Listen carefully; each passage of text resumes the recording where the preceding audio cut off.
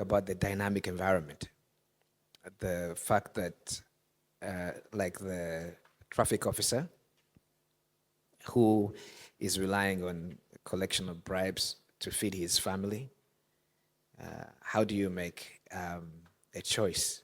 Because there are many ethical issues right there. One is safety on the road, your own personal contribution if you're over speeding, which you shouldn't do. Then you have that context to consider. That is a dynamic environment. The practical thing would be based on outcomes. So on your side, you're saying that the outcome you're looking for should be we should all respect the law. You're in the wrong, do the right thing, pay the fine or attend court, and that in the future, if you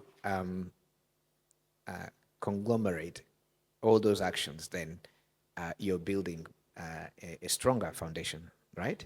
But you take a situation like this ridiculous automated fining system that the Ministry of Works has proposed. I mean, who are they going to apply that to? You on the traffic stop, and like today, for example, the city is full of trucks. There are like 1,000 infractions every minute. First committed by bodas who, I don't know if that automated thing applies to them. So for public policy leaders like you, how do you now make that technology ethical? I don't know. I'm really flabbergasted by that particular set of policies. I've also been told, and it may be true, that anyone who is under 35 is irredeemably corrupt because of those dilemmas. Like you're in a network of such unethical conditions that it's difficult to say how much your own contribution, as Edgar says, will harm you even in the end.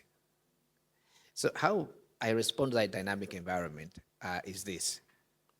I think, like in this room, you have to hold fast to big ideas, manifest those ideas constantly.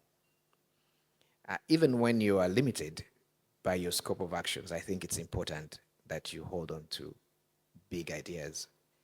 What social media has done, as someone said, is that it tells you what to think. Now, here at Huduma, we say you think for yourselves, okay?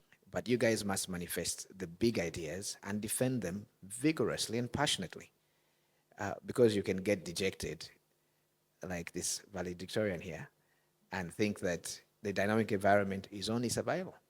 You all know that that attitude is now, I guess, valorized in that song, Minister of Enjoyment, you know?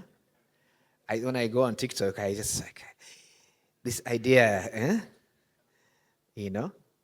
intercontinental, that you should enjoy now rather than, later. I think that is the value-based crisis we have.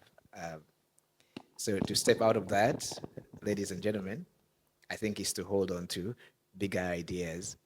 And the one I want to leave with you, and we have talked about this, especially for the Rwandan fellows, is agaciro.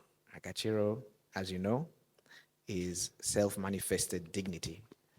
So I think that anything that undermines your dignity, and dignity I'm talking about in all aspects of your life, how you treat your body, how you respond to your finances, what you feel when you have to pay that bribe, we must find that glory in our own self-dignity that allows us to hold on, Edgar, to those values.